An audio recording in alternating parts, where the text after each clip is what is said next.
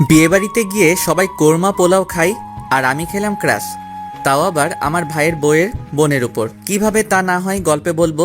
চলুন এখন গল্প শুরু করা যাক। ভাই, রেডি হন নাই কেন এখনো? এই তো রেডি আমি, চল। চলেন। এই বলে আমরা চলে গেলাম গাড়ির কাছে। আমি আর আমার জেঠাতো ভাই মানে যার বিয়ে, একটা গাড়িতে বসলাম, সাথে ড্রাইভারও ছিল। ভাই, এত খুশি খুশি লাগতেছে কেন আপনাকে? আরে তুই বুঝবি না, আগে বড় হ তারপর বুঝবি। প্রেম করে বিয়ে করতেছেন তো তাই এত খুশি, তাই না? চিন্তা করিয়েন না, আমি কিন্তু আপনার শালিকেই বিয়ে করবো, এই বলে দিলাম। তারপরে দেখা যাবে, আগে তো প্রেম কর। করবো তো। আরও কথা বলতে বলতে বিয়ে বাড়িতে চলে আসলাম। আপনারা সকলেই তো জানেন, ইটস করোনা টাইম, করোনা, তাই বিয়েটা তেমন ধুমধাম করে হয় নাই। বাড়ির ভিতরে যেতেই চোখ আটকে গেল একটা মেয়ের দিকে। আমি কখনো পরি দেখি নাই, সেটা দেখার খুব শখ ছিল, কিন্তু মেয়েটাকে দেখে আমার পরি দেখার সম্পূর্ণ শখ মিটে গেছে। চেহারাটা ফর্সা এবং মায়ায় ভরা, পরনে ছিল ছাই কালারের একটা জামা, মাথায় ছিল একটা সাদা হিজাব, হালকা মেকআপ ও ঠোঁটে হালকা লিপস্টিক। দেখতে জাস্ট অসাম। এক দেখাতেই ক্রাশ খেলাম। সে এসে সোজা ভাইয়ের গলায় মালা পরিয়ে দিয়ে চলে গেল। আমি তার দিকে এক দৃষ্টিতে তাকিয়ে রইলাম। হঠাৎ ভাইয়ের ডাকে ধ্যান ফিরে মেয়েটাকে খুঁজতে লাগলাম, কিন্তু কোথাও আর দেখতে পেলাম না। মন খারাপ করে বসে পড়লাম ভাইয়ার পাশে। তখনই একটা মেয়ে কণ্ঠে কেউ বলে উঠল, দুলা ভাই অনেক দূর থেকে এসেছেন, এই শরবতটুকু খেয়ে নেন। আমি উপরে তাকিয়ে দেখি সেই পরীটা, থুক্কু সেই মেয়েটা। আমি আবারও তার দিকে তাকিয়ে রইলাম। তখন বুঝলাম সে কিছুটা বিরক্ত অনুভব করতেছে, তাই আর তার দিকে তাকালাম না। মেয়েটি শরবত দিয়ে চলে গেল। তখন আমি বললাম, ভাইয়া, ও ভাইয়া, এই মেয়েটিকে একটু বলবেন? নাম জেনে তুই কি করবি? না, তেমন কিছু না। প্লিজ ভাইয়া বলো না নামটা কি। মেয়েটির নাম মেঘলা আক্তার রিমু। তাই নাকি? হুম। ভালো, খুব ভালো। আপনি এইখানে বসেন, আমি ভিতর থেকে ঘুরে আসি। আচ্ছা যা। তখন আমি ভিতরে এসে রিমুকে খুঁজতে লাগলাম, কিন্তু কোথাও পেলাম না। তখন হঠাৎ চোখ গেল একটা রুমের দিকে। দেখি এখানে বউকে সাজিয়ে রাখা হয়েছে। ভাবির সাথে কিছু পিক নিয়ে ভাইকে দেখালাম। এরপর বিয়ের সকল কার্যক্রম শেষ হলো। এতক্ষণ ধরে আমার চোখ একজনকেই খুঁজতেছিল, আর সে কেউ না, সে হলো রিমু। শুনেছি বউয়ের সাথে নাকি বউয়ের 2 বোন যাবে, তাতে আমার মাথা ব্যথা নাই। কিন্তু আমাকে অবাক করে দিয়ে রিমু এসে বরের পাশে বসলো, সাথে আরেকটা মেয়েও আছে। তার মানে রিমু ভাইয়ার শালি। মনে মনে অনেক খুশি হলাম, কারণ আজকে আমার ক্রাশ আর আমি বিয়ের গাড়িতে করে বাড়িতে যাচ্ছি। বিষয়টা ভাবা যায়। তখন ভাইকে বললাম, ভাই, সকালের কথা মনে আছে তো? কি কথা? ওই যে বললাম আমার শ্বশুরবাড়ি আর আপনার শ্বশুরবাড়ি একটাই হবে। তাই নাকি? এরপর নতুন ভাবির সাথে কথা বলতে বলতে বাড়িতে চলে আসলাম। বাড়িতে এসে আমি রিমুর আশেপাশে ঘুরতে লাগলাম, কোনো কিছু দরকার আছে কিনা, কিছু লাগবে কিনা।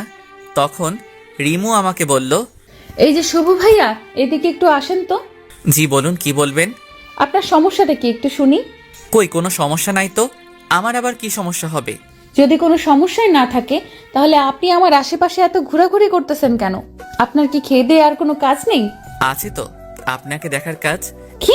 এই রে, কি বলে ফেললাম। কই, কিছু বলি নাই তো। আপনি না বললেন আমাকে দেখার কাজ নাকি আপনার?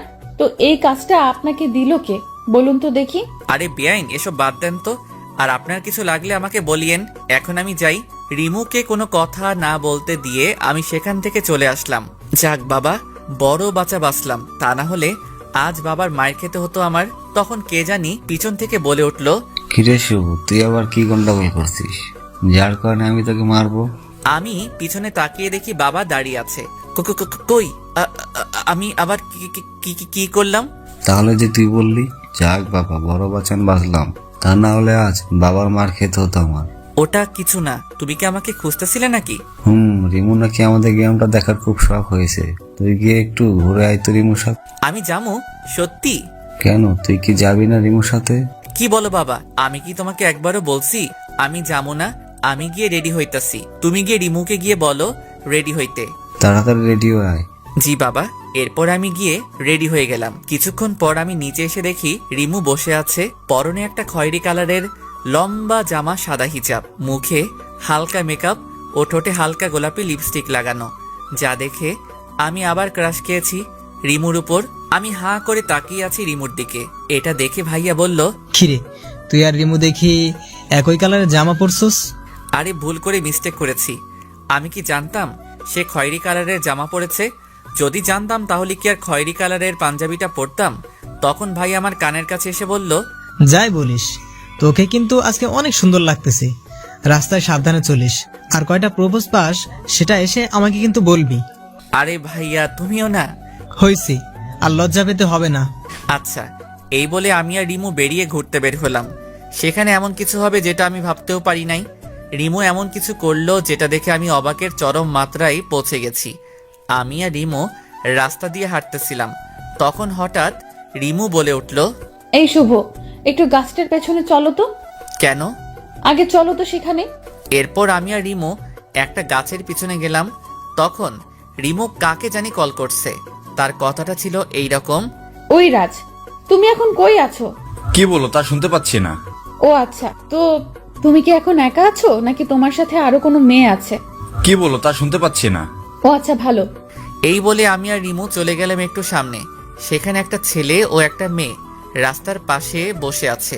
রিমু সেখানে গিয়েই ওই ছেলেটার গালে 2টা থাপ্পড় দিয়ে বলতে লাগলো, এই তোমার পরীক্ষার পড়া? এই তুই একা একা বসে পড়তেছস? তুমি এখানে কি করো? তুই আর আমাকে তুমি করে বলবি না। আজকে থেকেই আমাদের ব্রেকআপ। তুই আমার সাথে আর কোনো যোগাযোগ করবি না। তুমি আমার কথাটা একটু শোনো। কি শুনবো তোর কথা? কি শুনবো? এই বলে আরেকটা থাপ্পড় মারলো। তখন রাজের পাশের মেয়েটা বলতে লাগলো, আরে রিমু আপু, তুমি আমার জামাইকে এভাবে মারছো কেন? কি? রাজ তোমার জামাই? গত মাসে আমাদের বিয়ে হয়েছে। ओ भाई, मारो मुझे, मारो मारो मुझे, मारो। ये क्या मजाक हो रहा है? কি হলো তোমার আপু? এই বাটপাটটার বউ থাকার পরেও আমার সাথে প্রেম করছে। কি? তুমি রিমু আপুর সাথে প্রেম করছো? এই বলে রাজকে একটা থাপ্পড় মেরে চলে যায়। আমি তো ব্যাককলের মতন তাদের কাহিনী দেখতেছি আর হাসতেছি এবং রাজকে মন থেকে ধন্যবাদ দিতে থাকি, কারণ তার আজকের কাহিনীর জন্যই রিমু আবারও সিঙ্গেল হয়ে গেছে। তখনই রিমু আমাকে ডাক দিল, এই শুভ, এখান থেকে চলো, এখানে থাকতে আমার ভালো লাগতেছে না। এই বলে হাঁটা শুরু করলো। আমি রিমুর চোখের কোণে পানি দেখতে পেলাম। কিছু দূর যাওয়ার পর রিমুকে বললাম, রিমু প্লিজ মন খারাপ করো না, দেখো যা হওয়ার তা হয়ে গেছে। এইটা বলার সাথে সাথে রিমু আমাকে জড়িয়ে ধরে কান্না করতে লাগলো। রিমু যখন আমাকে জড়িয়ে ধরলো তখন আমার কাছে মনে হতে লাগলো যেন আমার শরীর দিয়ে কারেন্ট প্রবাহিত হয়ে গেছে। আমি নির্বাক হয়ে গেছি। আমি রিমুকে সান্ত্বনা দিয়ে বললাম, দেখো রিমু, তুমি আর কান্না করো না, যা হওয়ার তা হয়ে গেছে। সে তোমাকে ভালোবাসতো না, তাই তোমার সাথে এই রকম ছলনা করতে পারছে। তুমি প্লিজ কেঁদো না, আর তুমি আবার প্রথম থেকে শুরু করো, দেখবে সব ঠিক হয়ে যাবে। কিন্তু আমি তো তাকে খুব ভালোবেসেছি, নিজের থেকেও বেশি বিশ্বাস করতাম তাকে, আর সে কিনা আমার সাথে। প্লিজ রিমু, কান্না থামাও। দেখো লোকে কি বলবে, তারা তো খারাপ বলবে।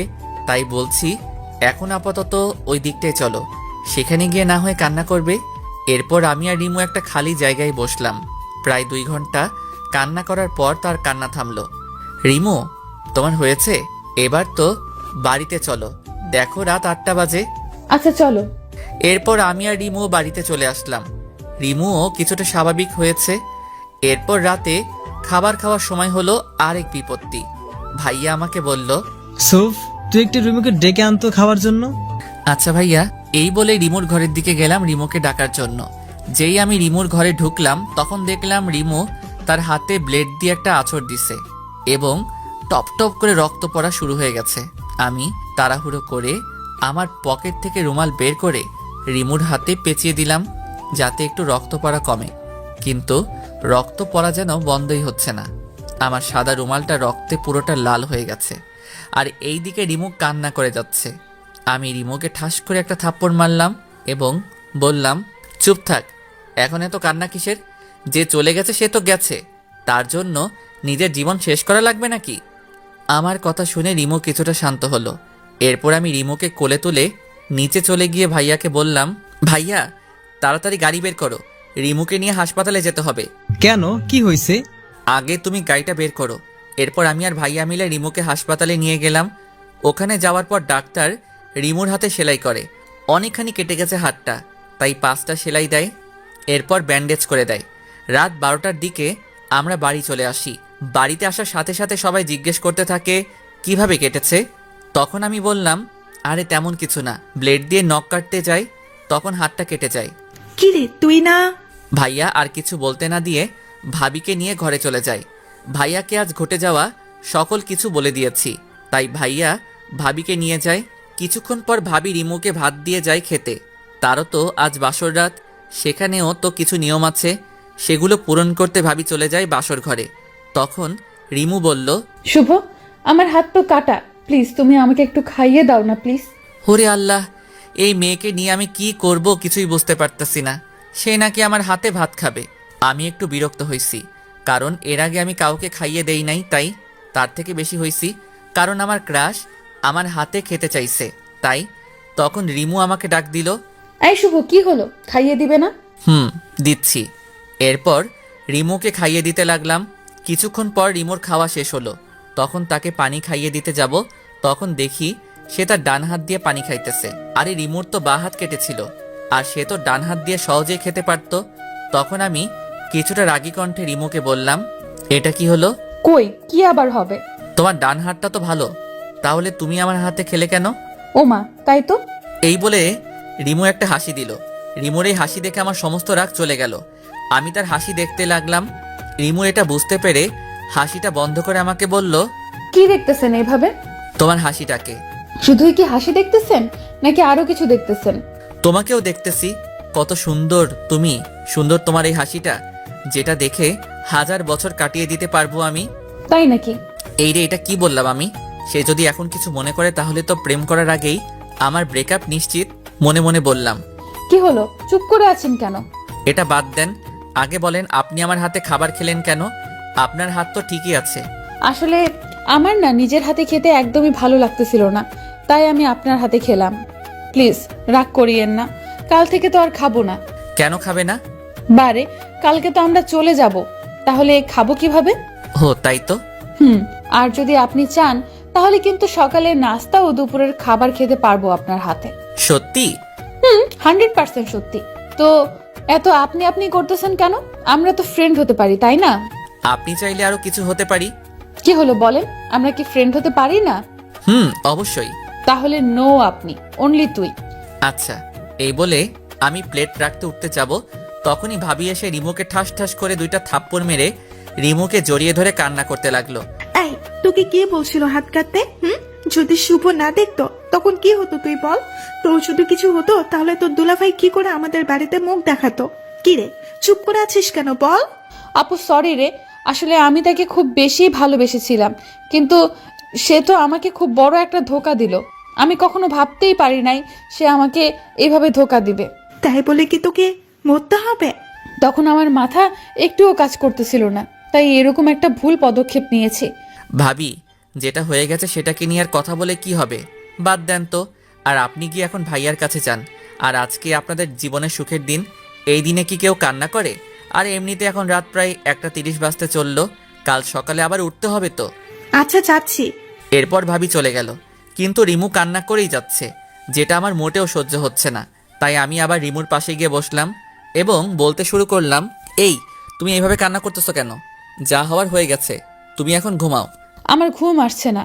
আমি মাথায় হাত বুলিয়ে দেই। দাও। আমি রিমুর মাথায় হাত বুলিয়ে দিচ্ছি আর রিমুর মুখের দিকে তাকিয়ে আছি। তার চেহারাটা কত মায়াবী। এই মায়াবী কন্যাকে যদি আমার বউ হিসেবে পেতাম তাহলে খুব ভালোবাসতাম তাকে, কিন্তু সে কি কখন আমাকে ভালোবাসবে? এইসব ভাবতেছি, তখন দেখি যে রাত 2:13 বাজে। এইদিকে রিমুও ঘুমিয়ে গেছে, আমারও খুব ঘুম পাচ্ছে, তাই আমি আমার রুমে গিয়ে ঘুমিয়ে গেলাম। সকালে কারো ডাকে ঘুম ভাঙলো আমার, তাকিয়ে দেখি আব্বু ডাকছে। এই শুভ, তোর এত ঘুম কিসের? রাতে কি ঘুমাসনি? চুরি করতে গেছিলি নাকি? না তো, এই যে উঠতেছি। আমি ঘড়িতে তাকিয়ে দেখি যে এখন 9:30 বাজে, তাই তাড়াতাড়ি ফ্রেশ হয়ে রিমুকে দেখতে গেলাম। দেখি রিমু খাটের উপর বসে আছে আর কার সাথে যেন কথা বলতেছে। আমি তার চেহারাটা দেখতে পাচ্ছি না। তখন আমি রিমুকে উদ্দেশ্য করে বললাম, এই যে মিস রিমু, আমি কি ভিতরে আসতে পারি? আরে শুভ, তুই আয়, ভেতরে আয়। আমি ভিতরে গিয়ে দেখি রাজ বসে আছে এবং পাশে রাজের বউ বসে আছে। তাদের দেখে আমার মনটা খারাপ হয়ে গেল, কিন্তু রিমুর কথা শুনে বুঝলাম রাজ ক্ষমা চাইতে আসছে এবং রিমুও তাকে ক্ষমা করে দিয়েছে। রিমু মন থেকেও খুব ভালো, কারণ যদি ভালো না হতো তাহলে কি ক্ষমা করে দিত? না, অন্য কোনো মেয়ে হলে ক্ষমা করতো না। তারা চলে গেছে আমি রিমুকে জিজ্ঞাসা করলাম, এই তোর হাত ফ্রেশ হইছে? না রে, নাস্তা করছস? না রে, একটু করে দে তো। এই যে খাবার, আপু সকাল 8টার সময় খাবার দিয়ে গেছে, তুই খাইয়ে দিবি বলে এখনো খেতে পারিনি। এখন তাড়াতাড়ি খাইয়ে দে তো, ওষুধ খাওয়া লাগবে তো। দিচ্ছি। এই বলে রিমুকে খাইয়ে দিতে লাগলাম। তাকে খাইয়ে দিতে আমার খুব ভালো লাগতেছিল। আমি ভাবতেছিলাম যদি সারা জীবন এইভাবে তাকে খাইয়ে দিতে বললে আমি তাকে খাইয়ে দিতে পারবো। আউচ, ব্যথা পাইছি তো। রিমু শয়তানি হাসি হাসতেছে, যেটা দেখে আমি আবারও রিমুর প্রেমে পড়ে গেলাম। আচ্ছা সরি, আর দেবো না। ওকে। খাবার শেষে ওষুধ খেলো এবং তাকে ঘুমাতে বলে আমি নিচে এসে নাস্তা করতেছি। এমন সময় ভাইয়া এসে বলল, কিরে, আমার শালিকাকে তোর বুঝি খুব পছন্দ হয়েছে? আমি কিছুটা লজ্জা মিশ্রিত কণ্ঠে বললাম, আরে ভাইয়া তুমিও না। বুঝি বুঝি, সব বুঝি, চিন্তা করিস না, হেল্প লাগলে বলবি, হেল্প করার চেষ্টা করব। আচ্ছা ভাইয়া, দেখো তোমাকে ভাবি ডাকছে। যাচ্ছি। দুপুরে বউ ভাতের কার্যক্রম শেষ হয়েছে। খুব ব্যস্ত থাকার কারণে দুপুরবেলা রিমুকে খাইয়ে দিতে পারিনি, যার কারণে সে যাওয়ার সময় আমাকে বলে যায়নি। ভাবির লোকেরা চলে গেল। ভাবি আর ভাইয়া কালকে যাবে। এই রে, কত বোকা আমি! আমি তো রিমুর কাছ থেকে তার ফোন নাম্বার কিংবা ফেসবুক আইডি কিছুই নেই নাই। তাহলে আমি তার কাছ থেকে ক্ষমা চাইবো কিভাবে? না, কালকে যে করে হোক রিমুদের বাড়িতে গিয়ে তার কাছে ক্ষমা চাইতে হবেই হবে। দিনটা কোনো রকমে পার করলাম। সারাদিন রিমুকে প্রচুর মনে পড়লো। রাতে আমি আমার ব্যাগ গুছিয়ে ভাইয়ার আশেপাশে ঘুরতে লাগলাম। যদি একবার আমাকে বলে, কিরে শুভ, যাবি আমাদের সাথে গেলে চল, কিন্তু ভাইয়া একেবারে বলল না, তারা তাদের মতন ব্যাগ গোছানো নিয়ে ব্যস্ত। আমি যেই আমার রুমে আসতে যাব তখনই ভাইয়া আমাকে ডাক দিল। এই শুভ, শোন। আমি তো খুব খুশি হয়ে ভাইয়াকে বললাম, কি? ভাইয়া, আমি যাবো। তুই কই যাবি? না কিছু না। কি বলবে বলো? আমার ঘুম পাচ্ছে। আসলে আমার খুব পানি পিপাসা পেয়েছে, আর এখানে পানিও নেই। এখন যদি তুই আমাকে একটু পানি পান করাইতি, তোর অনেক সব হতো আর কি। তুই আসলে একটা বজ্জাত। আমি সেই কখন থেকে তোমার আশেপাশে ঘুরঘুর করছি আমাকে তোমাদের সাথে নিবে বলে, তা না আমাকে বলতেছে এখন তাকে পানি খাওয়াতে। দূর, ভালো লাগে না। কিরে, যা না একটু। যাচ্ছি তো। ভাইয়া তো আমার কাহিনী দেখে মুচকি মুচকি হাসতে লাগলো। আমি বুঝলাম না এখানে হাসির কি হলো। এরপর ভাইয়াকে পানি দিয়ে আমি আমার রুমে গিয়ে শুয়ে পড়লাম। আজ কেন জানি ঘুম আসছে না, বারবার শুধু রিমুর কথাই মনে পড়ে যাচ্ছে। অন্যদিন হলে এতক্ষণে ঘুমিয়ে যেতাম। রিমুকে নিয়ে ভাবতে ভাবতে কখন যে ঘুমিয়ে গেলাম সেটা জানি না। সকালে ভাবির ডাকে ঘুম ভাঙলো। আমি চোখ খুলে ভাবিকে দেখেই ভাবিকে বলতে লাগলাম, কি ভাবি, এখনো যাওনি কেন? কি আর করার দেবর, তোমার ভাই তো আমাকে নিয়ে যায়নি এখনো, তাই আর যাওয়া হয়নি। ও আচ্ছা। এরপর আমি ফ্রেশ হতে চলে গেলাম। ফ্রেশ হয়ে নিচে গিয়ে দেখি ভাইয়া রেডি হয়ে বসে আছে, ভাবিও রেডি। তাদের দেখে আমার মুখটা কালো হয়ে গেল। আমি যেতে পারবো না তো, তাই আর কি। কিরে, তুই এখনো রেডি হস নাই কেন? আমি রেডি হব কেন? কেন হবি মানে? তুই যাবি না? আমি আবার কই যাবো? কেন আমাদের সাথে তুই যাবি না? ভাইয়ার কথা শুনে তো আমার তো খুব আনন্দ লাগতেছে। লুঙ্গি ড্যান্স দিতে ইচ্ছে করতেছে। আমার পরনে লুঙ্গি ছিল, ভাবছিলাম একবার লুঙ্গি ড্যান্স দিয়েই দেই। তারপর ভাবলাম এখানে অনেক লোক আছে, আমি না হয় আমার রুমে গিয়েই দিবনি। এখন দেওয়া যাবে না। আমি ওখানে গিয়ে কি করবো? কিছু করা লাগবে না, তুই গিয়ে তাড়াতাড়ি রেডি হয়ে নে, এমনিতেই অনেক দেরি হয়ে গেছে। আমি আর কিছু না বলে সোজা আমার রুমে চলে আসলাম। এসেই প্রথমে আমার লুঙ্গি ডান্সটা কমপ্লিট করে রেডি হয়ে নিচে চলে গেলাম। নিচে যাওয়ার পর ভাবি বলতে লাগলো, দেখি দেখি আমার দেবরটাকে নজর ফোঁটা দিয়ে দেই, যাতে কেউ নজর না দেয়। আরে ভাবি তুমিও না। হয়েছে হয়েছে, আর লজ্জা পেতে হবে না, চল তাড়াতাড়ি। এরপর আমরা চলে আসলাম ভাবিদের বাড়িতে। আমি তো ভাবিদের বাড়িতে এসে রিমোকে খুঁজতে লাগলাম, কিন্তু কোথাও দেখতে পেলাম না। দূর, যার জন্য এখানে আসলাম তাকেই তো দেখতে পাচ্ছি না। তখনই কে জানি পিছন থেকে বলে উঠলো, বাবা তুমি কেমন আছো? আমি পিছন ঘুরে তাকিয়ে দেখি ভাবির আব্বু। জি আঙ্কেল, ভালো। আপনি কেমন আছেন? ভালো আছি। তোমাকে কি বলে যে ধন্যবাদ দেব সেটা আমার জানা নেই। কেন আঙ্কেল, ধন্যবাদ কেন? বাবা তোমার জন্যই তো আজ আমার মেয়ে বেঁচে আছে। থাক না আঙ্কেল, ওই বিষয়টা বাদ দেন। আচ্ছা আচ্ছা আঙ্কেল, রিমু এখন কেমন আছে?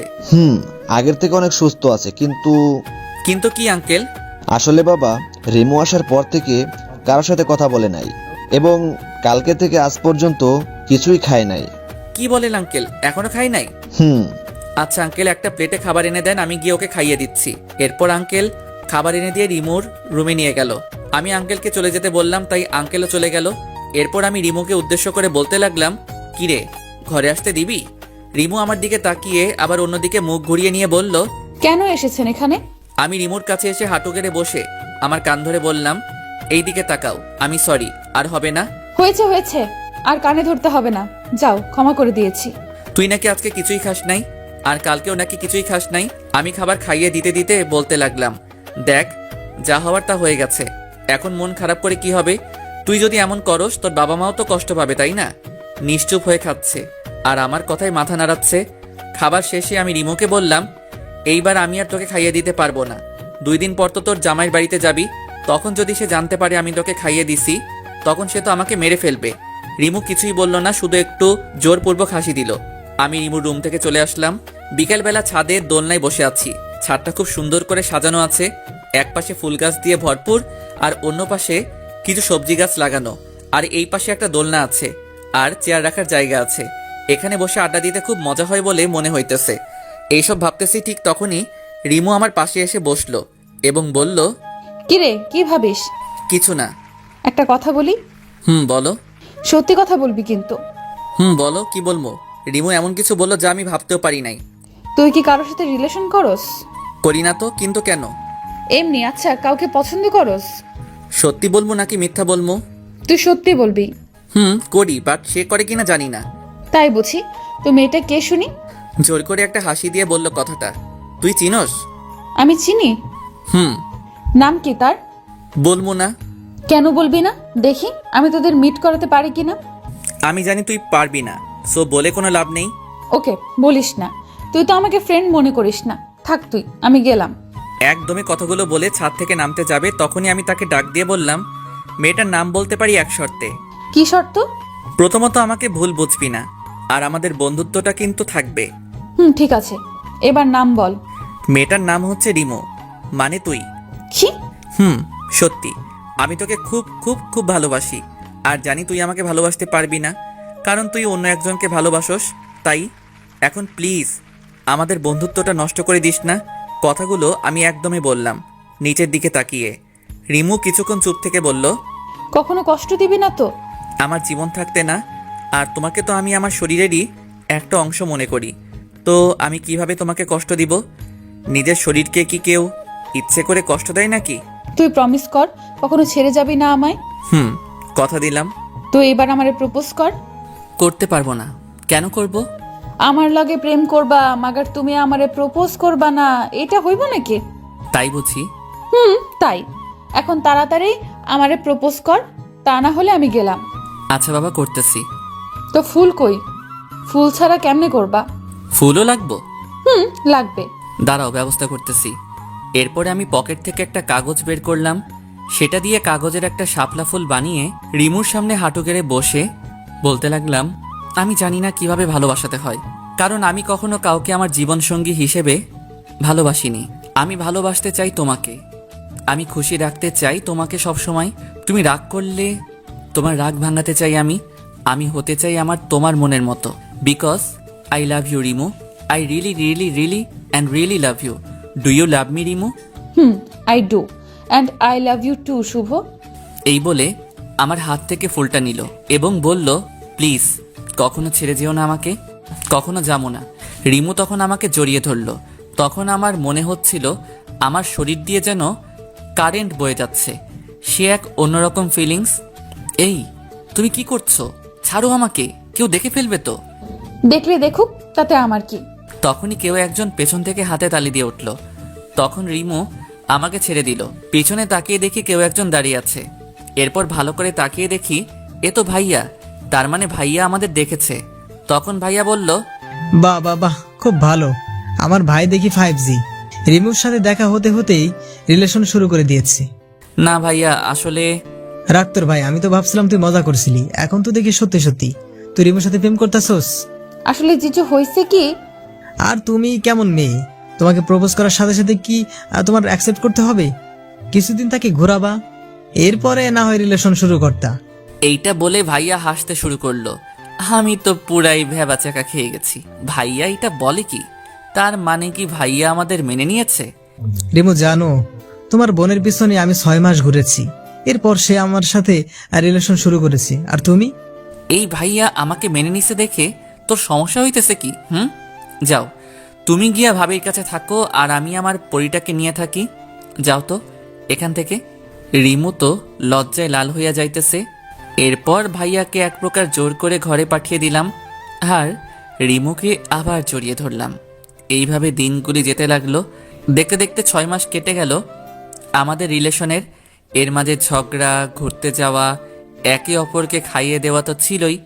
আজ শুক্রবার বন্ধুরা সবাই মিলে ঠিক করলাম আজকে ঘুরতে যাবো। সবাই সবার গার্লফ্রেন্ডকে নিয়ে যাবে, তাই আমিও রিমুকে কল দিলাম আমাদের সাথে যাওয়ার জন্যে। টুট টুট টুট। হ্যালো শুভ, বলো। জানো তুমি কি করতেছো? এই তো শুয়ে আছি। তুমি কি করতেছো? এই তো কিছু না। আচ্ছা তুমি কি আজকে ফ্রি আছো? না তো, কিন্তু কেন? আসলে আমরা সব বন্ধুরা মিলে ঠিক করছিলাম আজ সবাই সবার গার্লফ্রেন্ডকে নিয়ে একসাথে ঘুরতে যাব, তাই আর কি। ও সরি জান, আজ আমি যেতে পারবো না, প্লিজ রাগ করিও না। আজ না আমি একটু অসুস্থ, তাই আর কি। কি হয়েছে তোমার? না তেমন কিছু না, সামান্য একটু জ্বর। আচ্ছা বাই, পরে কথা বলবো না। ওকে বলে কলটা কেটে দিলাম। কি আর করার, আমি মনটা খারাপ করে ঘরে শুয়ে রইলাম 2 ঘন্টা। তখন সিফাত কল করে যা বলল তা শুনে তো আমার মাথায় আকাশ ভেঙে পড়ল। রিমু সে আমার সাথে এমনটা কেন করলো? আমি তো তাকে সত্যি ভালোবেসেছিলাম, তো সে আমার সাথে এমন কেন করলো? 2 ঘন্টা পর সিফাত কল করে বলল, দোষ, তোর গার্লফ্রেন্ড রিমু কই রে? কেন রে? তোকে বলতে বলছি, তুই তাড়াতাড়ি বল। সে তো অসুস্থ, বাসায় নাকি শুয়ে আছে। তাই নাকি? কেন রে? রিমু কি তোরে সত্যি ভালোবাসে? বাসে তো। কেন, কোনো সন্দেহ আছে নাকি? দাঁড়া, তোকে একটা পিক পাঠাইতাছি, ওটা দেখে তুই বল তোকে সে কতটা ভালোবাসে। এরপর সিফাত আমাকে একটা পিক পাঠায়, যেটা দেখে আমার মাথায় আকাশ ভেঙে পড়ে। পিকটা ছিল এইরকম, যেখানে রিমু একটা ছেলের সাথে পার্কে বসে আছে, তাও আবার খুব কাছাকাছি বসে আছে। এটা দেখার পর আমি পুরো বাকরুদ্ধ হয়ে গেছি। আমার মাথা কাজ করা বন্ধ হয়ে গেছে। যাকে আমি এতটা ভালোবাসতাম সে কি করে আমার সাথে এমনটা করতে পারলো? আমার শরীরটা মনে হয় নিস্তেজ হয়ে যাইতেছে। হঠাৎ মাটিতে পড়ে গেলাম, আর কিছু মনে নেই। চোখ খুলে দেখি আমি শুয়ে আছি বিছানার উপরে। চারিদিকে অন্ধকার হয়ে গেছে, আমার পাশে কেউ নেই। ঘড়ির দিকে তাকিয়ে দেখি রাত 3টা বাজে। বিছানা থেকে উঠতে যাব, তখন দেখি মাথাটা ব্যথা করতেছে, উঠতে পারলাম না।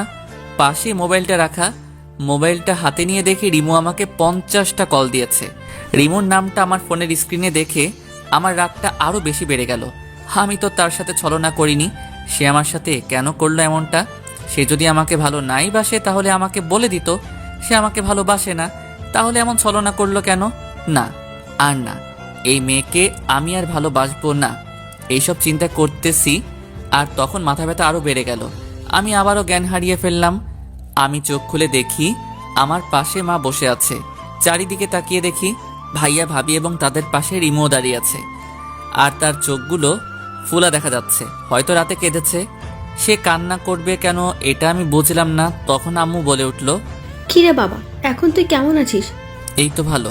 তোর কি হয়েছিল? জ্ঞান হারিয়ে মাটিতে পড়েছিলি কেন? জানি না আম্মু, হঠাৎ মাথা ব্যথা শুরু হলো, এরপর আর কিছু মনে নেই। তো আমি খাটের উপর আসলাম কিভাবে? তোকে রাতে খাবার খাওয়ার জন্য আমি ঘরে ডাকতে যাই, তখন দেখি তুই মেঝেতে পড়ে আছিস। তখন তোর বাবা আর তোর ভাই তোকে খাটে শুইয়ে দেয়। ও আচ্ছা, আম্মু তোমরা রুম থেকে একটু বাইরে যাও তো, আমি রিমুর সাথে কিছু কথা বলবো। আমার কথা শুনে সবাই রুম থেকে চলে গেল, শুধু রিমু দাঁড়িয়ে আছে। তখন আমাকে বলল, কেমন আছো? আমি কেমন আছি তা জেনে তোর কি? তুই গিয়ে তোর নতুন প্রেমিকের সাথে থাক। এসব তুমি কি বলছো? কেন তুই বুঝিস না? আমি তো তোকে ভালোবেসেছিলাম, কেন তুই এমনটা আমার সাথে করলি? আরে কি করছি সেটা তো আগে বলবা। কেন, কালকে কার সাথে পার্কে গিয়েছিলি? কে হয় সে তোমার? তুমি কি করে জানলে? এই দেখ, এটা দেখে। ও এইটা দেখে? এতে হাসির কি হলো? তোর এই হাসি এখন ভালো লাগতেছে না। তাই বুঝি। তো এই পিকটা দেখে তোমার এই অবস্থা? কেন হইব না? তুই আমাকে বললি তুই অসুস্থ, এখন তুই অন্য ছেলেদের সাথে ঘুরতে যাস। আমার জানটা দেখে আমার উপর রাগ করেছে। ওই তুই কজনকে জান বানাস? কাল সারাদিন যার সাথে ঘুরলি তাকে বলস, আর আজকে আমায় তুই জান বলতে চাস? তোর কাহিনীটা কি? আরে মেরি জান, ওইটা তো আমার ফুফাতো ভাই ছিল, তার সাথে আমি ডাক্তারের কাছে গিয়েছিলাম। তখন সে আমার মন ভালো করতে আমাকে নিয়ে পার্কে গিয়েছিল। তো এটা আগে বলনি কেন?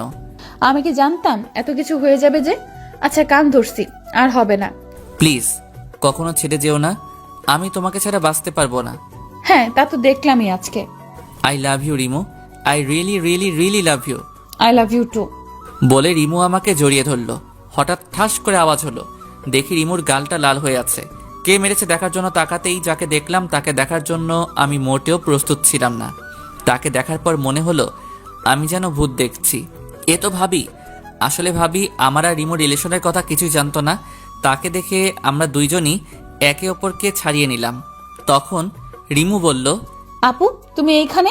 কি করতেছো তুই এখানে শুভর সাথে? আসলে আপু আমি না শুভকে খুব ভালোবাসি।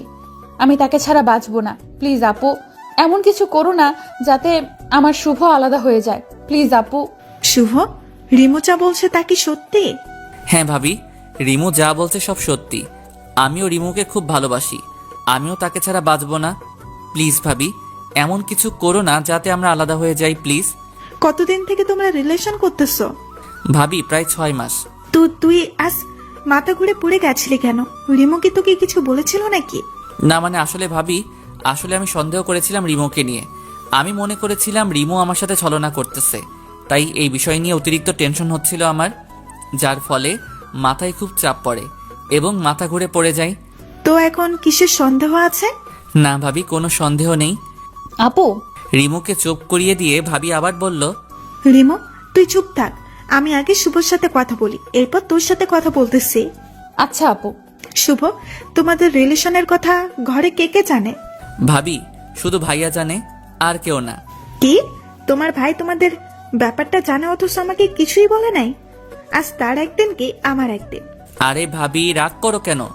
আমি ভাইয়াকে বলেছিলাম তোমাকে যাতে না বলে, বললে যদি কোনো সমস্যা হতো তাই। তার মানে তুমি বুঝাইতে চাইতেছো আমার কারণে তোমার ক্ষতি হয়? ভালো তো, ভালো, খুব ভালো। আরে আমার জানোটা দেখি রাগ করছে। রাখো তোমার জানো, আমি কারো জানো নয়। আমি তো তোমার খালি ক্ষতি করি। আর একটা কথা কি জানো তুমি? তোমার আর রিমোর ব্যাপারে আমার বাবা মার কাছে বলছিলাম। তারা বলছিল তোমরা দুইজনে যদি রাজি থাকো তাহলে তারা তোমাদের বিয়ে দেবে, তাদের কোনো আপত্তি নেই। সত্যি? খুশি হয়ে লাভ নেই। আমি এখনই আমার বাবা মাকে বলবো তোরা একে অপরকে বিয়ে করতে চাস না। আর ভাবি আর কিছু বললো না। এই দেখো ভাবি আর কিছু বলো না। এই দেখো কানে ধরেছি। আর কখনো কোনো কিছু তোমার থেকে গোপন করব না। প্লিজ এইবারের মতন ক্ষমা করে দাও জানু, প্লিজ। জি না, তা হবে না। আমি তো তোমার খালি ক্ষতিই করি, তাহলে কেন তুমি এখন কান ধরতেছো? ক্ষমা করবে না তো? ওকে করা লাগবো না, যাও। আমি তো খারাপ ছেলে, আমাকে ক্ষমা করবে কেন? আর আমি তো খুব বড় অপরাধ করেছি যার ক্ষমা হয় না, তাই তো রাগ দেখিয়ে বললাম। কারণ সোজা কথা এখন কাজ হবে না, তাই আমিও একটু উল্টা পাল্ট লইলাম ভাবির সাথে। আমার দেবরটা দেখি আবার রাগও করতে জানে। থাকো তুমি তোমার রাগ নিয়ে, আমি চাই। এই বলে ভাবি রিমুকে নিয়ে চলে গেল। এটা কি হলো? সব সময় তো দেখি আমি রাগ করলে আমার আবদারগুলো পূরণ করে, আর আজকে চলে গেল। ভাবি যাওয়ার পর আমার কেমন জানি কষ্ট হতে লাগলো। আর খালি মনে হচ্ছে এই বুঝি আমি আমার রিমুকে হারিয়ে ফেলেছি। এইদিকে কাল দুপুর থেকে কিছুই খাইনি, খুব ক্ষুধাও পেয়েছে। এইদিকে সকাল পেরিয়ে দুপুর, দুপুর পেরিয়ে বিকাল হয়ে গেছে, কিন্তু কেউই আমার জন্য খাবার নিয়ে আসলো না। তাই আমি ঘর থেকে বের হলাম আর আম্মুকে ডাকতে লাগলাম, আম্মু, ও আম্মু, আম্মু ক্ষুধা লাগছে তো খুব, কিছু কি খেতে দিবা? আমার কথার কোনো উত্তর পেলাম না। আর ঘরটা কেমন জানি শান্ত শান্ত লাগতেছে, মনে হইতেছে ঘরে কেউ নেই। এরপর খাবার টেবিলের দিকে চোখ যেতে দেখলাম খাবার প্লেটে খাবার পাশে একটা শপিং ব্যাগ এবং একটা চিঠি লেখা। চিঠিটা পড়ে তো যেন আমি খুশিতে নাচতে লাগলাম। চিঠিতে লেখা ছিল, কি করতে বলছি? তুমি তো দেখি খুব রাগ করো। আচ্ছা এবার রাগ করাটা বাদ দিয়ে খাবারটা খেয়ে শেরওয়ানিটা পরো। তোমার শ্বশুর বাড়িতে চলে আসো, তোমার বউ তোমার জন্য অপেক্ষা করতেছে। ইতি তোমার জানো। আহা কি আনন্দ আকাশে বাতাসে, আহা কি আনন্দ আকাশে বাতাসে। আজকে আমি যাবো আমার শ্বশুর বাড়িতে। আহা কি আনন্দ আকাশে বাতাসে। 30 মিনিটের ভিতর খাবার খেয়ে রেডি হয়ে বাইক নিয়ে বেরিয়ে পড়লাম শ্বশুর বাড়ির উদ্দেশ্যে। আমি বাইক চালাচ্ছি আর ভাবতেছি এত সহজে সবাই সবকিছু মেনে নিবে তা আমি কখনো ভাবতেও পারি নাই। আমি আজ আমার স্বপ্নের রানীকে আমার করে পাবো, ভাবতেও খুব ভালো লাগতেছে। আর কিছু দূর বাকি। আমি বাইক চালাচ্ছি তো চালাচ্ছি, ঠিক তখনই আমার সামনে একটা পিচ্চি বাচ্চা চলে আসে। আমি তখন পাশ কাটিয়ে যেতে চাই, ঠিক তখনই একটা ট্রাক এসে সোজা আমাকে ধাক্কা মারে আর আমি খুব জোরে একটা চিৎকার দিয়ে নিচে পড়ে যাই। আমি রক্তাক্ত অবস্থায় পড়ে আছি। আমার চোখগুলি বন্ধ হয়ে আসছে, সব কিছু ঝাপসা ঝাপসা দেখছি। তখনই মনে হইল রিমু আমাকে বলতেছে, শুভ জানো আমাদের না টুইন বেবি হবে। আমার আর কিছু মনে নেই। অন্যদিকে আম্মু আব্বুকে বলতেছে, কি গো, শুভ কোথায়? সে এখনো আসছে না কেন? আমার না খুব চিন্তা হচ্ছে তারে নিয়া। তুমি ওকে একটা কল করো না গো প্লিজ। এই বলে আব্বু আমাকে কল করলো, বাট আব্বু শুনতে পারলো আপনি যে নাম্বারে কল করেছেন তা এই মুহূর্তে বন্ধ আছে, কিছুক্ষণ পর আবার চেষ্টা করুন, ধন্যবাদ। এটা শোনার পর আব্বুরও চিন্তা হতে লাগলো। এরপর আব্বু ও ভাইয়া আমাকে খুঁজতে চলে গেল বাসায়, কিন্তু সেখানে গিয়ে দেখে বাসায় তালা লাগানো। তারা কি করে বুঝতে পারছে না, তাই আব্বু ও ভাইয়া দুজনে আমাকে খুঁজতে দুই দিকে চলে গেল। তারা দুইজনে সারা দিন রাস্তায় রাস্তায় ছিল, কিন্তু আমাকে পেল না। তারা একটার দিকে বাসায় গিয়ে বসলো। এদিকে আম্মু তো কান্না করতে করতে শেষ। কান্না করছে রিমু ও ভাবি দুইজনই। শুধু কান্না করছে না আব্বু ভাইয়া, কারণ ছেলেরা নাকি কান্না করতে জানে না তাই। আমার জন্য এমনটা হয়েছে। আমি কেন যে তখন শুভকে না বলে চলে আসলাম। কান্না করতে করতে বলল, তোমরা প্লিজ আমার শুভকে আমার কাছে এনে দাও, আমি তাকে ছাড়া বাঁচতে পারবো না। প্লিজ আপু প্লিজ। বলেই অজ্ঞান হয়ে গেল। আব্বু ও ভাইয়া আমাকে পাগলের মতো খুঁজতেছে, কিন্তু কোথাও পাইতেছে না। রিমু ডাকটা দিয়ে আমি শোয়া থেকে ওঠার চেষ্টা করলাম, কিন্তু পারলাম না। আমার শরীরটা খুব ব্যথা করতেছে। পাশে একটা আয়না ছিল, সেটার দিকে তাকিয়ে দেখি আমার চেহারাটা কিছুটা পাল্টে গেছে। আশেপাশে তাকিয়ে দেখি এটা অপরিচিত একটা রুম, যেখানে আমার ধারণা মতে আমি আগে কখনো আসি নাই। তখন একটা মেয়েলি কণ্ঠে কেউ একজন বলতেছিল, এই যে মিস্টার, অবশেষ আপনার হুঁশ ফিরল। আমি মেয়েটির দিকে তাকিয়ে তাকে চিনার চেষ্টা করলাম, বাট পারলাম না। তাই তাকে জিজ্ঞাসা করলাম, এই যে আপু, কে আপনি আর আমি এইখানে কেন? সব জানতে পারবেন, আগে ডাক্তারকে আসতে দিন। তখনই ডাক্তার এসে বলল, মামুনি কি হয়েছে? এত ইমার্জেন্সি ভাবে কেন আসতে বললা? বাবা, আসলে সেটার জ্ঞান ফিরেছে তো তাই। তার মানে মেয়েটির বাবাই ডাক্তার। কই দেখি দেখি। আমার দিকে তাকিয়ে বলল, ইট ইজ অ্যামেজিং, এত তাড়াতাড়ি রোগীর জ্ঞান ফিরে এসেছে। এটা সত্যি একটা দারুণ ব্যাপার। এমন রোগী তো 5 থেকে 6 বছরে কমায় থাকে, আর এত দেখি মাত্র 3 বছরে ঠিক হয়ে গেছে। এখন একটু ব্যায়াম করলে আবার আগের এনার্জি ফিরে পাবে। কি বলছেন? কে 3 বছর কমাইছিল? আপনি? কি বলেন ডাক্তার? আমার যতদূর মনে আছে আমি তো অ্যাক্সিডেন্ট করেছিলাম। তখন আমার শরীরের দিকে তাকিয়ে দেখি শরীরে কোনো জায়গায় রক্ত নেই, হাতে একটা জায়গায় সেলাইয়ের দাগ, তাও বেশ পুরনো বলে মনে হইতেছে। আর আমার জানা মতে আমার হাতে কোনো কাটা দাগ ছিল না। তখন পাশে থাকা দেওয়ালে ডিজিটাল ঘড়িতে তাকিয়ে দেখি 25/9/2020। আমার যতদূর মনে আছে আমি 21/7/2017 তারিখে অ্যাক্সিডেন্ট করেছিলাম। এরপর আমি মেয়েটিকে উদ্দেশ্য করে বললাম, এটা কি আসলেই 2020 সাল? তো আমি এখানে আসলাম কি করে? আচ্ছা শুনুন তাহলে, আজ থেকে 3 বছর আগে 2017 তারিখে আমি একটা পার্টিতে গিয়েছিলাম। তখন পার্টি থেকে আসার সময় আমি আপনাকে রাস্তায় পড়ে থাকতে দেখি। পাশে অনেক লোকজন ছিল, কিন্তু কেউ সাহায্য করতে আসেনি। তখন আমি আর আমার ড্রাইভারকে নিয়ে কাছের একটা হসপিটালে আপনাকে নিয়ে যাই এবং আপনার ট্রিটমেন্ট করাই। আপনি খুব গুরুতর আহত ছিলেন। এরপর ডাক্তার আপনার অপারেশন করায়, কিন্তু আপনি সুস্থ হননি, আপনি কোমায় চলে গিয়েছিলেন। আমি আপনার পরিবারের সাথে কোনো রকমভাবে যোগাযোগ করতে পারিনি, তাই আমি আপনাকে আমার সাথে আমাদের বাড়িতে নিয়ে আসি এবং এখানে রেখে আপনার চিকিৎসা করাতে থাকি। আজ 3 বছর পর আপনার জ্ঞান ফিরল, বুঝলেন কিছু? আমি তো পুরো নিশ্চুপ হয়ে গেলাম, কারণ আমি আমার জীবন থেকে হারিয়ে ফেলেছি। আপনাকে অসংখ্য অসংখ্য অসংখ্য ধন্যবাদ আমার চিকিৎসা করানোর জন্য। এই ঋণ আমি কখনোই শোধ করতে পারবো না। আচ্ছা এবার বলুন তো আমি কোন জায়গায় আছি? আপনি ঢাকা বিভাগের গাজীপুর জেলায় আছেন। তো আমাকে কি আমার এলাকায় দিয়ে আসতে পারবেন কষ্ট করে? অবশ্যই নিয়ে যাব, আগে আপনি সম্পূর্ণরূপে সুস্থ হন। এরপর আমি তো সুস্থই আছি। তা আপনি কেমন সুস্থ আছেন? তাহলে আমি নিজ চোখে দেখতে পাচ্ছি। এই কথা তার নামটাই জানা হলো না। আচ্ছা আপনার নাম কি? আমার নাম মাহবুব রহমান শুভ, আর ডাক নাম শুভ। আর আপনার? আমার নাম মিমাক্তা টুম্পা। আচ্ছা আপনি এখন রেস্ট নেন, আর আমি আপনার জন্য খাবার নিয়ে আসি। ওকে। এরপর মিম গিয়ে আমার জন্য ভাত আনলো। এই নিন, হাঁ করুন। আমি পারবো, আপনাকে কষ্ট করতে হবে না। কতটা পারবেন তা আমার জানা আছে। নিন, এবার হাঁ করুন তো দেখি। আমি কোনো কথা না বলে খেতে লাগলাম। কিছুটা আনইজি ফিল করতেছিলাম, কিন্তু কিছু বলিনি। বললে হয়তো আমার খাওয়া হতো না। তাই 3 মাস পর ডাক্তার আঙ্কেল ও মিমের কেয়ারিংয়ে আমি এখন সম্পূর্ণ সুস্থ। আগামীকাল আমি এবং মিম চাঁদপুরে যাব, তাই আজ আমরা শপিং মলে গেলাম শপিং করতে। আমি চলে গেলাম উত্তরা শপিং কমপ্লেক্সে। সেখানে গিয়ে যা দেখলাম আমি আমার চোখকে বিশ্বাস করতে পারলাম না। রিমু এখানে কি করতেছে?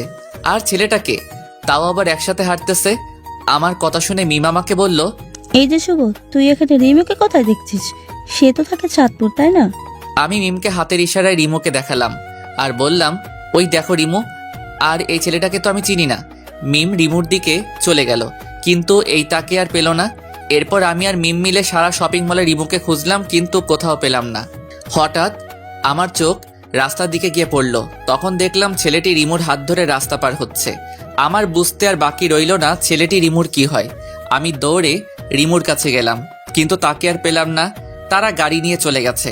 এরপর মিম আমার কাছে আসলো এবং আমাকে বলতে লাগলো, দেখ শুভ, কাল তো আমরা চাঁদপুর যাচ্ছি। কালকে না হয় দেখা যাবে এটাই সত্যি রিমু ছিল নাকি তোর মনের ভুল।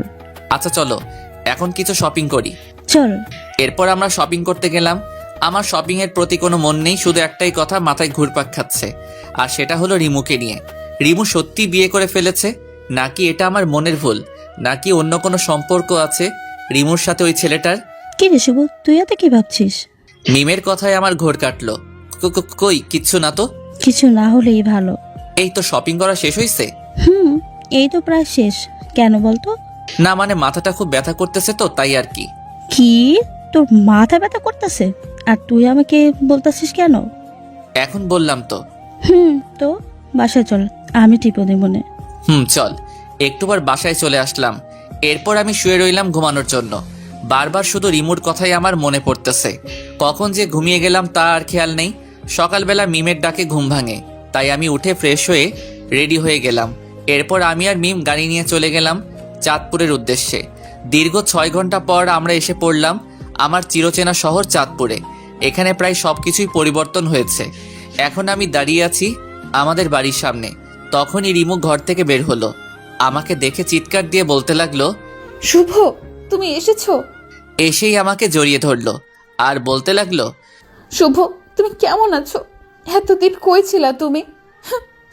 আমাকে কি একবারও মনে পড়ে নাই? তখনই আমার কালকের কথা মনে পড়ে গেল, যখন দেখলাম রিমু অন্যের হাত ধরে হাঁটতেছিল। কথাটা মনে হতেই রিমুকে এক ঝটকায় আমার থেকে দূরে সরিয়ে দিলাম আর বলতে লাগলাম, কি করছেন কি আপনি? আপনি আমাকে জড়িয়ে ধরেছেন কেন? আপনি এখন অন্য কারো বউ। কি বলছো কি তুমি? আমি অন্য কারো বউ মানে? এখন দেখে আপনি কিছুই বুঝতেছেন না। কালকে তো দেখলাম আপনি আপনার স্বামীকে নিয়ে রাস্তায় হাত ধরে হাঁটতেছিলেন। কোনখানে আমাদের দেখেছিলে? উত্তরা শপিং কমপ্লেক্সে। কি, তুমি কি ওইখানে ছিলা? তো আপনি এখানে কি করেন? আপনার স্বামীর বাড়িতে না থেকে এখানে কি করতেছেন? আমি তো আমার স্বামীর বাড়িতেই আছি। মানে? সেটা না হয় পরে জানবে, আগে বলো এই মেয়েটিকে। এটা আমার বউ। আমার কথাটা শোনার জন্য রিমু মোটেও প্রস্তুত ছিল না। কথাটা শোনার পর রিমুর চোখ দিয়ে পানি পড়তে শুরু হলো। কেন জানি তার চোখের পানি আমাকে খুব কষ্ট দেয়। এইবারও তাই হলো। এখনও তার চোখের পানি দেখে আমার বুকে ব্যথা শুরু হলো। কিন্তু কেন ব্যথা করতেছে?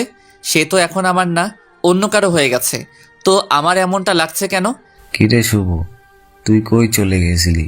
আমাদেরকে কি একবারও তোর মনে পড়ে নাই? বাবার কথায় আমি বাস্তবে ফিরলাম। না বাবা, পরে নাই, কারণ আমি 3 বছর কোমায় ছিলাম তাই। আর গত 3 মাস আগেই আমার জ্ঞান ফিরেছে। এরপর আমার সাথে ঘটে যাওয়া সব কিছুই বললাম। তা শুনে তো সবারই চোখে পানি, আর মিমকে সবাই ধন্যবাদ দিতেছে। আমি বাবাকে জিজ্ঞেস করলাম, বাবা, রিমু এখানে কি করে? কি আর বলবো, সেদিন যখন তুই আর আসলি না, সেদিন থেকেই খুব কান্না করতে থাকে। তোর ছবি বুকে নিয়ে ঘুমাই। কিছুদিন পর রিমুর জন্য পাত্র দেখতে থাকে তার বাবা মা, কিন্তু রিমু তাদের পরিষ্কার করে জানিয়ে দেয় যে সে তোকে ছাড়া আর কাউকে বিয়ে করবে না। তাই আমাদের এখানে চলে আসে। ও, তাহলে সে গাজীপুর কেন গেছিল? সেখানে রিমুর ছোট বোনকে বিয়ে দেওয়া হয়, তাই সেখানে ঘুরতে যায়। প্রথমে যেতে মানা করে, এরপর আমাদের জোড়াজুড়িতে যায়। আর কালকে সে আসছে এখানে। তার মানে আমি রিমুকে ভুল বুঝে কষ্ট দিয়েছি। এখন কি করি? যাই গিয়েও ডাকটা ভাঙাই। এরপর আমি রিমুর কাছে গেলাম। আমি কি আসতে পারি? কেন আসবে? আপনি কি খুব রেগে আছেন আমার উপরে? না, কেন রেগে থাকবো? আচ্ছা সরি। আপনি এখন সরি বলতেছেন কেন? রিমু কথাটা কান্না করতে করতে বলল, আমার পাগলিটা যে আমার উপরে রাগ করে আছে তাই। আপনার পাগলি কি? আপনি গিয়ে আপনার বউয়ের কাছে যান। আমার হবু বউ তো আপনি, তো আপনার কাছেই তো আমি আসবো, তাই না? না, আসবেন না। আপনি ওই মেয়েটার কাছে যান। কোন মেয়েটা? তখন যাকে আপনার বউ বলেছিলেন তার কাছে। আমাদের কিন্তু এখনো বিয়ে হয়নি। তো আমার কি? বুঝছি, সোজা আঙুলে ঘি উঠবে না, দেখি একটু বাকি ওঠে কি না। কি বিড়বিড় করতেছেন? যান এখান থেকে, আমার ভালো লাগতেছে না। তাই বুঝি? আচ্ছা যাচ্ছি।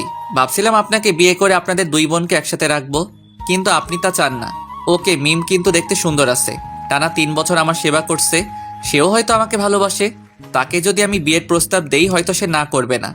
তাহলে যাই, আপনাকে তো পেলাম না, আপনি তো আমাকে এখন সহ্যই করতে পারো না। এই কুত্তা, বিলাই, হাঁস, মুরগি, তুই কই যেতেছস? আর এক পা যদি সামনে যাস তোর পা ভেঙে দিব। চুপচাপ এখানে আয়। পা ভাঙবে কেন? কচি খোকা, কিচ্ছু বোঝে না। প্রেম করবা তুমি আমার সাথে, অপেক্ষা করা আর রাখবা তুমি আমারে, আর বিয়ে করবা তুমি ওই শাকচুনিটারে? অসম্ভব। কেন, তাকে বিয়ে করলে কি হইব? আপনি তো এখন আর আমাকে ভালোই বাসেন না। এটা বলার দেরি রিমু আমাকে জড়িয়ে ধরার দেরি করে নাই। রিমু সোজা এসে আমাকে জড়িয়ে ধরে বলতে লাগলো, তোমরা কেন আমাকে এত কষ্ট দাও? আমাকে এত কষ্ট দিতে কি তোমাদের ভালো লাগে? রাজ আমাকে ভালোবাসা শিখিয়ে অন্যকে বিয়ে করে নিল, আর তখন তো আমি মরে যেতে চেয়েছি। কেন বাঁচালি? আর বাঁচালে যখন আবার ভালোবাসা শিখাইলেই বা কেন? তুই জানোস তোর জন্য কত কান্না করছি আমি? তুই কি এটা বুঝছস? তোকে আমি কতটা ভালোবাসি তুই কেন বুঝিস না? তোকে ছাড়া আমি বাঁচতে পারবো না, আমি মরে যাব। প্লিজ শুভ, আমাকে ছেড়ে যেও না প্লিজ, খুব ভালোবাসবো তোমায়। আমি তাকে শক্ত করে জড়িয়ে ধরে বললাম, আমার পাগড়িটাকে ছাড়া তার এই পাগলটাও তো প্রাণহীন দেহের মতন। I love you Shubho, I really really love you. Please কখনো ছেড়ে যেও না। মরার আগ পর্যন্ত যাব না। তখনই আমাদের শত্রু মানে আমাদের রোমান্সে বাধা দিতে প্রতিবারের মতন এইবারও চলে আসলো আমার জানু ওরফে ভাইয়ের বউ মানে আমার ভাবি। এই যে দেবুজি, এখন সব রোমান্স বাদ দেন, যা করার বিয়ের পরে করিয়ে। আমি আর রিমু তো লজ্জায় লাল, নীল, হলুদ, সবুজ, বেগুনি হয়ে গেলাম। আর লজ্জা পেতে হবে না, নিচে চলুন, সবাই আপনাকে ডাকছে। এরপর আমি, রিমু আর ভাবি নিচে সবার কাছে গেলাম। তখন বাবা বলতে লাগলো, শুভ, তোর আর রিমুর বিয়েটা পরের সপ্তাহে আমরা ঠিক করেছি, তুই কি বলিস? তোমরা যা ভালো বোঝো তাই হবে। আচ্ছা ঠিক আছে। আজ বিয়ের দিন। রিমুর শাড়ি পরা একটা পিক দেখলাম, সেখানে তাকে দেখতে অস্থির দেখা যাচ্ছিল। এরপর আমরা রিমুর বাড়িতে গেলাম। বিয়ের সকল কার্যক্রম শেষ হলো, খুব ভালোভাবে শেষ হলো। রাত 11:50। বন্ধু বান্ধবীরা বলছে ঘরে যেতে, কিন্তু অজানা এক ভয় লাগছে, যার কারণে ঘরের ভিতরে ঢুকতে ভয় করতেছে। কি জানি কি হয় সেই কথা ভাবতেই অবশেষে সকল ভয়কে জয় করে আমি রুমের ভিতরে প্রবেশ করলাম। সেখানে দেখি রিমু ইয়া বড় একটা লম্বা ঘোমটা দিয়ে বসে আছে। আমি রিমুকে উদ্দেশ্যে একটা সালাম দিলাম, আসসালামু আলাইকুম। রিমু মাথা তুলে দেখে আমি এসেছি। তখন রিমু উঠে এসে আমার পায়ে ধরে সালাম করলো। আমি মজা করে বললাম, দীর্ঘজীবী হও মা, স্বামী সংসার নিয়ে সুখে থাকো, আর কখনো স্বামীকে কষ্ট দিবা না এবং স্বামীর সকল কথা মেনে চলবা। কি, আমি তোর মা লাগি তাই না? দেখাচ্ছি তোরে মজা। এই বলে আমাকে খাটে ফেলে দিল। এই কি করছো কি? চলো আগে গিয়ে 2 রাকাত নফল নামাজ পড়ে নেই। চলো। এরপর আমরা নামাজ পড়ে আসলাম। রিমু আমার বুকের উপর মাথা রেখে বলতেছে, প্লিজ শুভ, কখনো ছেড়ে যেও না আমায়। যাব না। এই বলে আমরা হারিয়ে গেলাম ভালোবাসার অতল গভীরে। সকালে রিমুর ডাকে ঘুম ভাঙলো। এরপর উঠে গেলাম আর রিমুকে পেছন থেকে জড়িয়ে ধরলাম। আরে কি করছো? কিছু না তো। আচ্ছা, এখন গিয়ে গোসল করে এসো। আরো 5 বছর পর। আব্বু আব্বু, ঘুম থেকে উঠো, আম্মু না আমাকে মারছে। রাইসার ডাকে আমার ঘুমটা ভেঙে যায়। আপনারা ঠিকই ধরেছেন, রাইসা আর কেউ না, সে হলো আমার কিউট পিচ্চি মেয়ে। আরেকজনও আছে, আর সে হলো রিহিকা। হ্যাঁ, আমাদের টুইন বেবি হয়েছে। তোমার আম্মু কেন তোমাকে মারছে?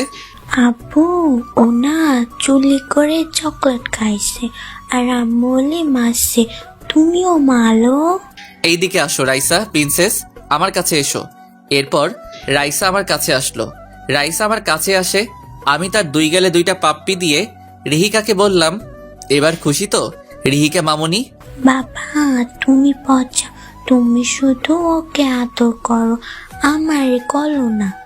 তাই বুঝি মামুনি, তুমিও এইদিকে আসো। এরপর রিহিকাকেও 2টা পাপ্পি দিলাম। এবার খুশি তো? বাবা আমরা দুজনেই খুশি। এরপর রিমু আসলো।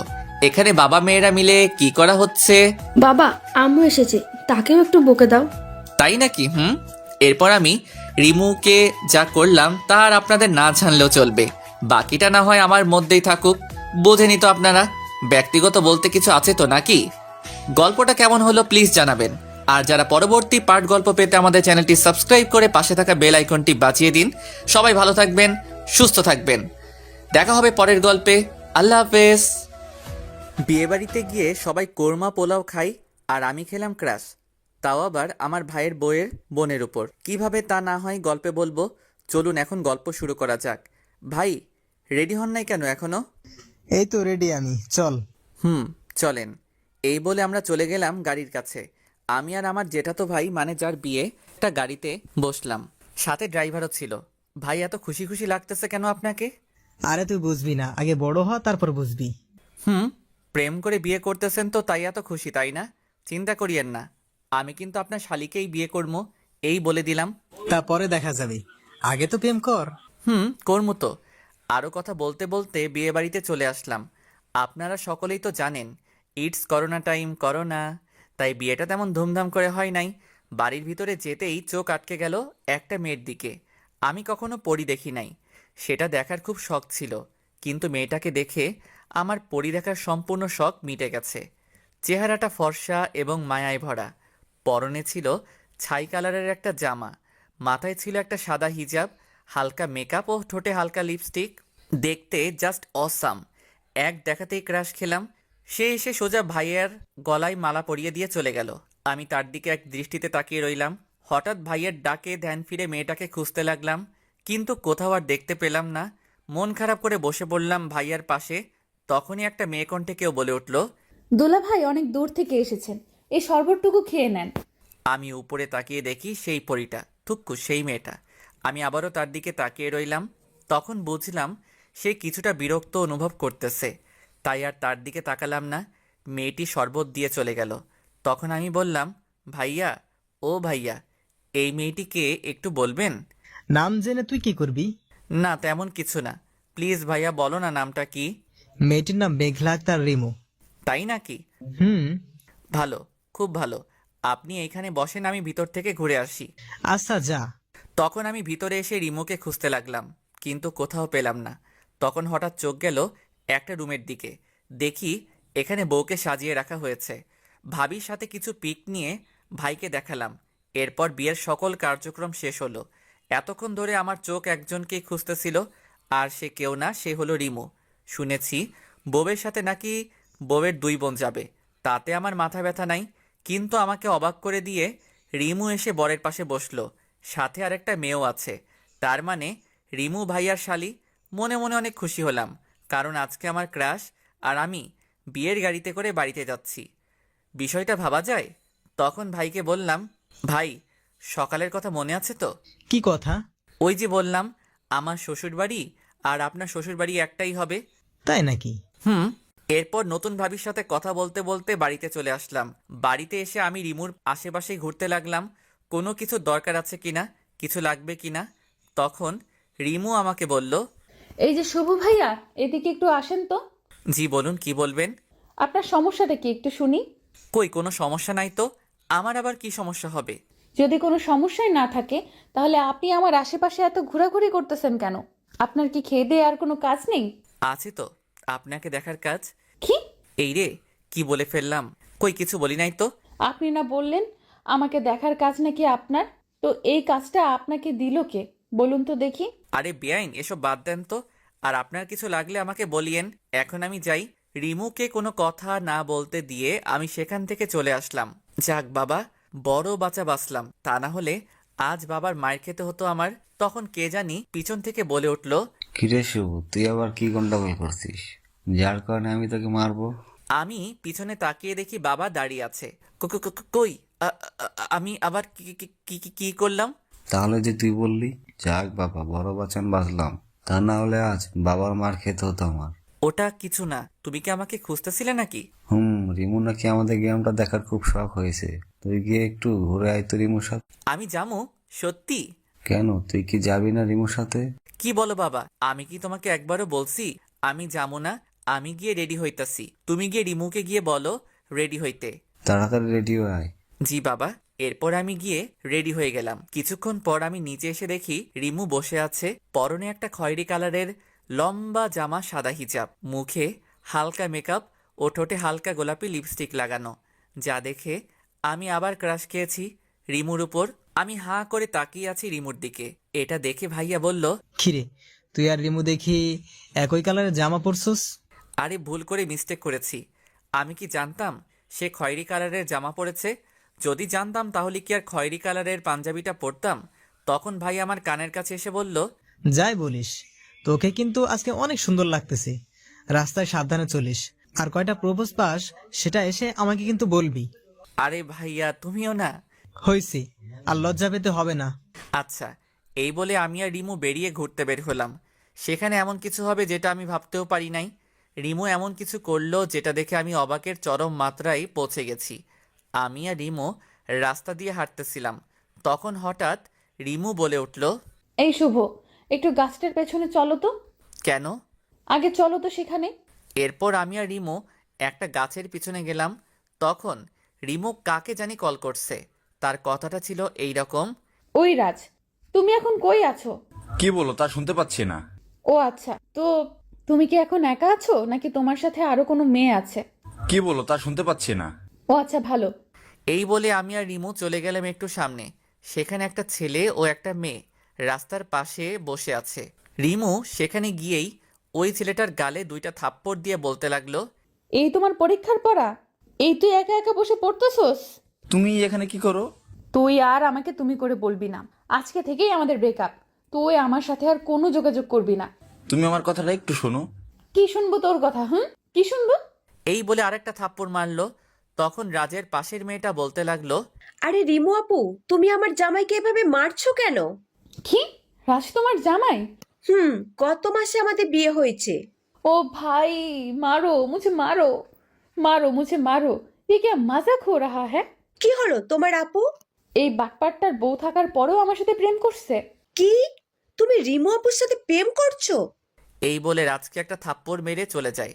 আমি তো ব্যাককলের মতন তাদের কাহিনী দেখতেছি আর হাসতেছি, এবং রাজকে মন থেকে ধন্যবাদ দিতে থাকি, কারণ তার আজকের কাহিনীর জন্যই রিমু আবারও সিঙ্গেল হয়ে গেছে। তখনই রিমু আমাকে ডাক দিল, এই শুভ, এখান থেকে চলো, এখানে থাকতে আমার ভালো লাগতেছে না।